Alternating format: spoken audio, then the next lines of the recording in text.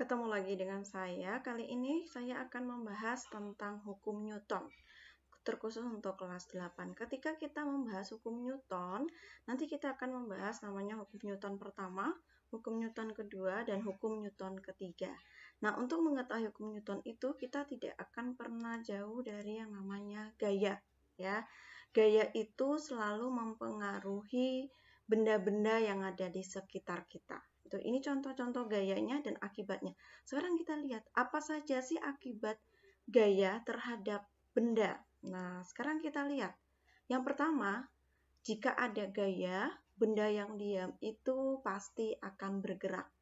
Kemudian, kalau ada gaya juga, benda yang bergerak itu bisa akan menjadi diam.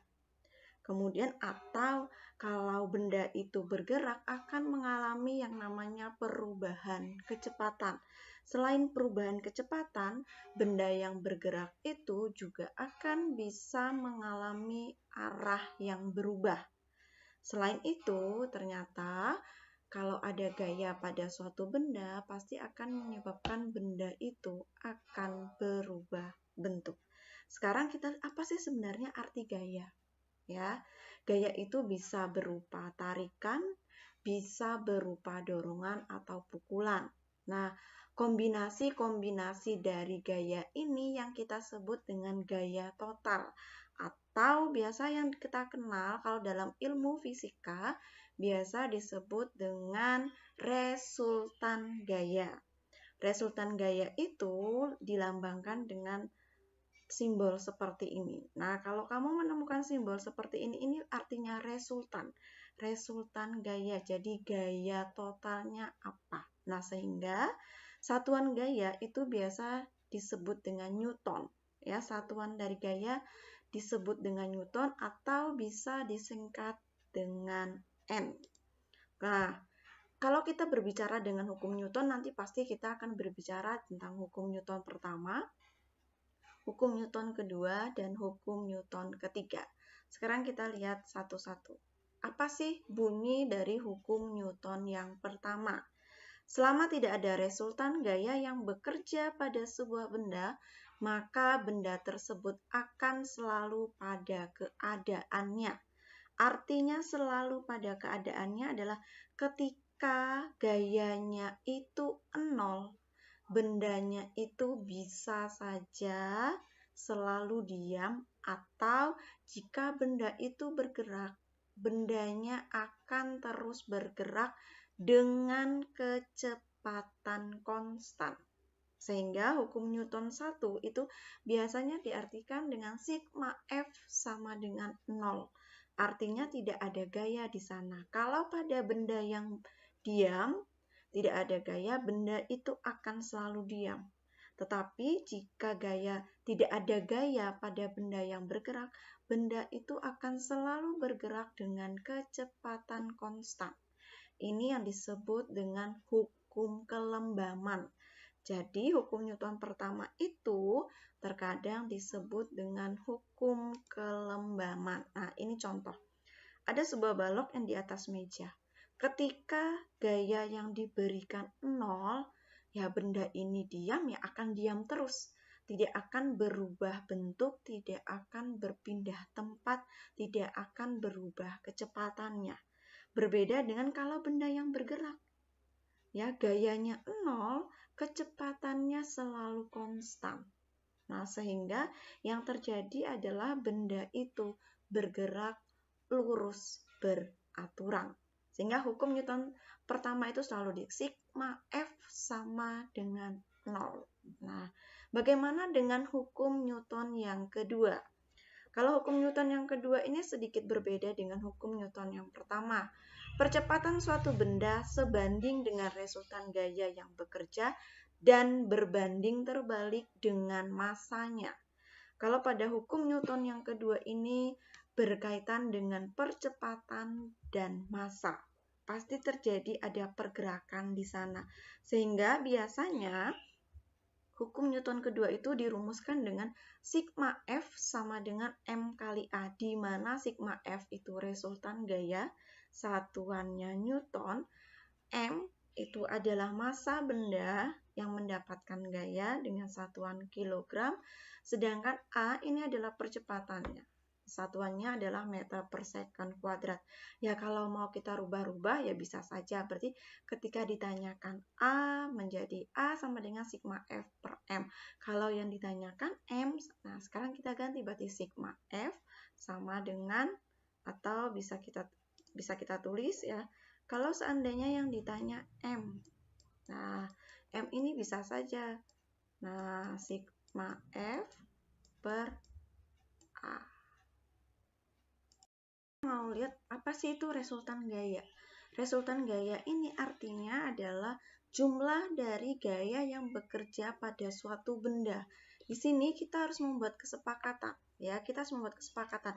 Kalau arah dari gaya itu ke kanan, berarti arahnya adalah positif. Gaya yang diberikan adalah bernilai positif, sedangkan jika yang diberikan ke kiri, arah gaya yang diberikan ke kiri, kita kesepakatan adalah buat negatif. Di sini contoh, ada benda, kemudian ada dua buah gaya yang bekerja. Itu ada gaya F1 dan gaya F2. Karena arahnya sama, sehingga resultan gaya atau gaya totalnya adalah F1 ditambah F2. Bagaimana dengan ini? Ya, berarti sigma F sama dengan yang ke kanan kita anggap positif, gitu ya. Berarti di sini adalah F1 karena ada berlawanan arah sehingga F2-nya ke kiri arahnya negatif ya. Kita di sini berarti ada F2. Masukkan F1-nya 10 Newton dikurangi ke kiri berarti 10 Newton sama dengan 0. Sehingga benda ini kalau mendapatkan resultan 0 artinya bendanya tidak mengalami perubahan, tidak mengalami perpindahan. Sehingga benda ini tetap berada di tempatnya. Ya. Bagaimana dengan contoh kasus yang ketiga? Ingat, kalau ke kanan kita kesepakatan negatif, arahnya ke kiri kita kesepakatan adalah negatif. Di sini ada 3 gaya yang bekerja, gitu ya.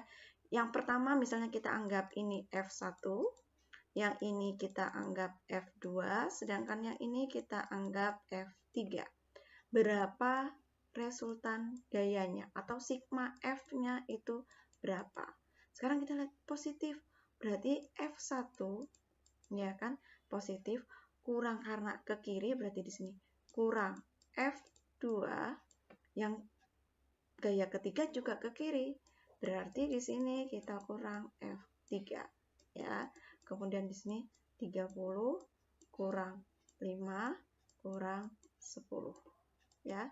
30 kurang 5 25 kurangi 10 berarti di sini 15 Newton. Lihat 15 Newton ya, yang dihasilkan negatif atau positif. Ternyata hasilnya ini adalah positif. Artinya benda ini nanti akan bergerak ke kanan. Berarti benda ini nanti akan bergerak ke kanan karena gaya yang ke arah kanan lebih besar daripada gaya yang ke arah kiri. Bagaimana penerapan hukum Newton kedua dalam kehidupan kita sehari-hari? Biasanya itu terjadi pada jalanan yang menurun, gitu kan? Kalau kita bandingkan ketika kita berjalan di jalanan yang menurun, pasti kita akan bergerak lebih cepat dibandingkan kita jalan yang datar ataupun yang menanjak, gitu ya. Ini terjadi. Kemudian yang kedua ada namanya gerak jatuh bebas. Gitu. Gerak jatuh bebas itu contoh benda yang lepas atau buah yang lepas dari pohonnya akan jatuh, kemudian ini ditarik. Contoh, ada sebuah delman, yang satu delman ditarik dengan 2 kuda, yang satunya ditarik dengan 1 kuda. Nah, pasti delman ditarik dengan 2 ekor kuda bergerak lebih cepat karena gaya yang diberikan lebih besar. Nah, kita sekarang lihat contoh ya. Jika dalam sebuah persoalan, sebuah benda masanya 5 kg. berada di atas lantai yang licin. Kalau lantai licin berarti gaya geseknya 0. Bila balok didorong dengan gaya 10 Newton, hitunglah percepatan gerak balok tersebut. Jangan lupa selalu kita tulis yang namanya diketahui. Massa 5 kg, berarti M sama dengan 5 kg. Bila balok didorong dengan gaya F, 10 Newton. Hitunglah, berarti yang ditanya adalah A. Ya, ini 10 Newton. Nah, sekarang di sini ada benda. Ya kan? Karena didorong berarti bendanya ini dari belakang. Gayanya yang diberikan pada benda dari belakang. Ya, ini F arahnya ke sana. Sehingga kalau kita kerjakan, nah, berarti kita tahu hasilnya adalah sigma F sama dengan M kali A. Ya. Karena tidak ada gaya yang lain yang bekerja, hanya ada satu gaya, ini cukup kita tulis F sama dengan M kali A. Kita masukkan, gayanya ada 10, kita masukkan 10 Newton, massanya 5 dikali A. Berarti A sama dengan 10 per 5, sama dengan 2 meter per second kuadrat. Sehingga percepatan gerak benda ini 2 meter per second kuadrat. Dengan bunyi hukum Newton yang ketiga. Hukum Newton ketiga itu berbunyi, jika suatu benda mengerjakan gaya kepada benda lain, maka benda lain akan mengerjakan gaya pada benda yang pertama yang besarnya sama, tetapi arahnya berlawanan. Hukum Newton 3 ini biasa yang disebut dengan hukum aksi reaksi. Kalau kita lihat, nah di sini ada benda. Nah, benda ini kemudian, nah biasanya di sini sigma F aksi sama dengan negatif sigma F reaksi. Artinya adalah ada negatif di sini, itu artinya gaya reaksi selalu berlawanan arah dengan gaya aksi. Ya, jadi minus ini bukan nilainya minus, tetapi arahnya selalu berlawanan. Contoh, kalau ini aksi berarti ke bawah, berarti misalnya ini kita tekan dari atas, berarti ada reaksi yang menuju ke atas, ya, dari atas ke bawah, kemudian ada reaksi ke atas. Sehingga biasanya kalau hukum Newton 3 disebut dengan hukum aksi reaksi. Contoh lagi yang terjadi adalah kamu mendorong sebuah lemari. Ya, gayamu pasti mendorong lemari itu, otomatis lemari ini akan memberikan gaya reaksinya. Arahnya kemana? Berlawanan arah. Dari mana ketika kita bisa tahu bahwa lemari itu bisa bergerak? Ketika aksinya ini lebih besar daripada reaksi, pasti lemari ini akan berpindah tempat. Kalau reaksinya besarnya sama dengan aksi, maka lemari ini tidak akan berpindah tempat. Nah, hal lain juga terjadi pada kasus sini ada roket, ya. Aksi yang diberikan kita adalah ke atas. Kemudian ada gaya reaksi yang diberikan ke bawah sehingga roket ini bisa meluncur, gitu ya. Kalau kita simpulkan, nah hukum Newton itu hukum Newton yang pertama dikatakan bahwa sigma F sama dengan 0. Artinya jika benda diam akan tetap diam dan jika benda yang bergerak akan bergerak dengan kecepatan konstan. Sedangkan hukum yang kedua berbunyi, hukum Newton yang kedua, bahwa sigma F itu sama dengan M kali A. Artinya adalah bahwa gaya itu dipengaruhi oleh massa dan percepatan benda. Ya, kemudian hukum yang ketiga Newton selalu yang disebut dengan hukum aksi reaksi. Aksi dan reaksi arahnya selalu berlawanan. Jika aksinya ke kanan, pasti reaksinya akan ke kiri. Sehingga gaya reaksi biasanya ada tanda negatif. Ini artinya adalah gaya yang diberikan berlawanan arah. Kita masuk ke contoh-contoh soal latihan untuk hukum Newton. Yang pertama, sebuah kereta didorong dengan gaya 200 Newton. Jika massa kubus 40 kg, hitunglah percepatannya. Nah, selalu kita menulis yang namanya diketahui. Ketahuinya adalah ada dengan gaya 200 Newton. Di sana berarti ada F 200 Newton. Jika massa kubus berarti ada M 40 kg. Hitunglah percepatannya. Berarti yang ditanya itu A-nya berapa. Nah, sekarang kita jawab. Kita tahu bahwa rumusnya adalah F sama dengan M kali A. F-nya ada 20 Newton, kita masukkan, kemudian massa 200, di sini 200, maaf, 200 kemudian 4 dikali A. Kemudian A percepatannya berarti 200 per 40. Kita coret 0 berarti 20 dibagi 4 sama dengan 5 meter per second kuadrat. Ini percepatannya. Dan soal berikutnya. Pada sebuah benda bekerja beberapa gaya seperti gambar di bawah ini. Jika massa benda adalah 15 kg, berapakah percepatan yang dialami benda? Sekarang kita lihat pada soal ini, gaya yang bekerja tidak hanya satu. Ada 3 gaya. Nah, sesuai kesepakatan kita, jika gaya yang ke arah ke kanan berarti kita punya kesepakatan positif, yang ke arah ke kiri kita punya kesepakatan negatif, yang ke kiri juga negatif. Sehingga dari sini kita tahu bahwa berarti ada sigma F, ya kan? Ada misalnya ini kita anggap F1, ini kita anggap F2, sedangkan ini kita anggap F3. Nah, sehingga yang diketahui apa?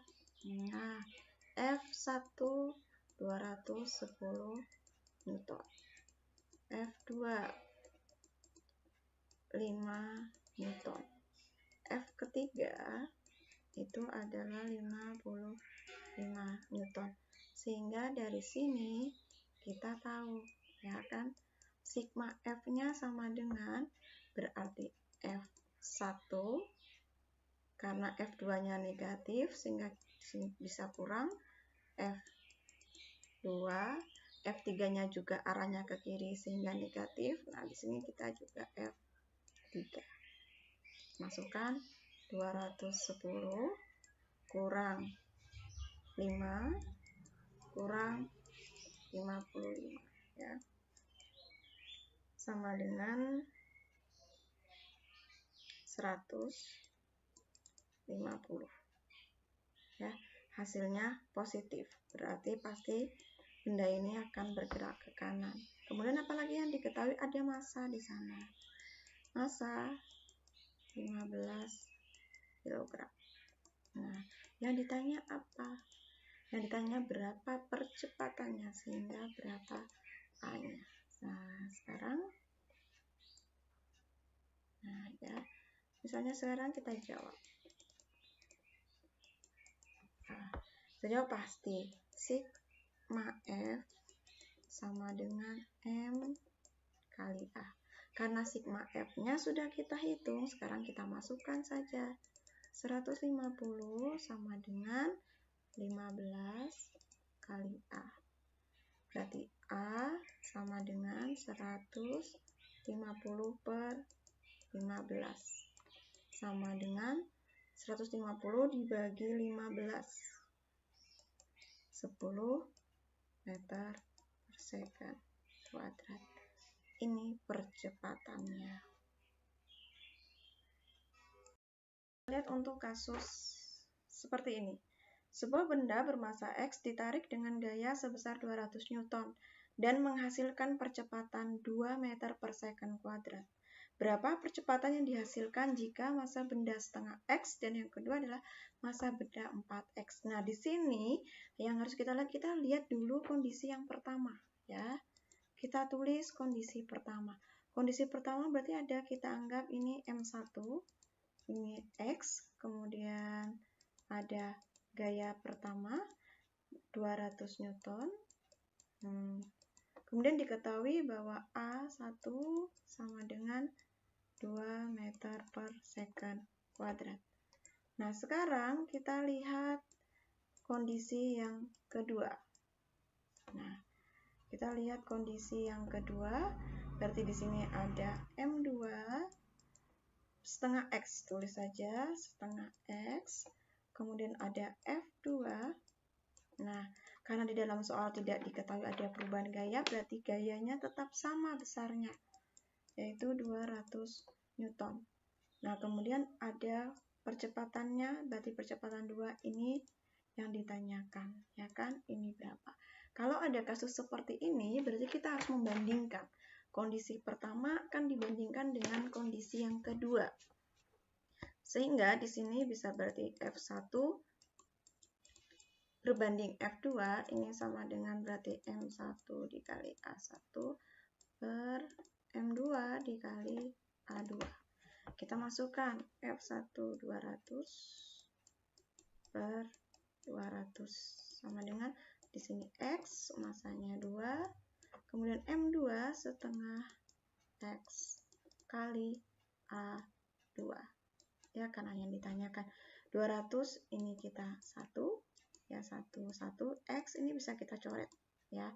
Sehingga di sini 1 per 1 sama dengan 2 per setengah A2, ya. Sehingga ini, ya, kita pindahkan ke sini, kita kalikan silang, sehingga di sini setengah A2 sama dengan 2. Sehingga akan dihasilkan A2, ya, sama dengan 2 kali 2 per 1. Ya, karena pecahan, sehingga nah di sini berarti sini 4 meter per second kuadrat. Untuk mengerjakan yang B, berarti ada kondisi yang ketiga, ya. Berarti di sini akan ada kondisi yang ketiga. Sekarang kita lihat kondisi ketiga. Berarti ada M3 sama dengan 4X. Kemudian gayanya masih sama besarnya, yaitu 200. Kemudian ada A3 yang ditanyakan berapa. Nah, ini berarti yang kita bandingkan adalah ini berbanding dengan ini. Sehingga di sini berarti ada F1 berbanding F3 sama dengan M1 A1 berbanding M3 dikali A3. Masukkan di sini 200 per 200 sama dengan M1-nya berarti X kali 2 per 4X kali A3. Sekarang 200 ini 1, kemudian X bisa kita coret, berarti di sini 1, ini 1, ya. 1 per 1 sama dengan 2 per 4A3. Sehingga ini nanti kita kalikan ke sini, sehingga di sini ada 4A3 sama dengan 2. Ya, sehingga A3 sama dengan 2 per 4 sama dengan 1 per 2 meter per second kuadrat. Nah, di sini dapat diketahui kalau masanya kecil pasti percepatannya besar, masanya besar mengalami percepatan yang kecil karena gaya yang diberikan besarnya sama.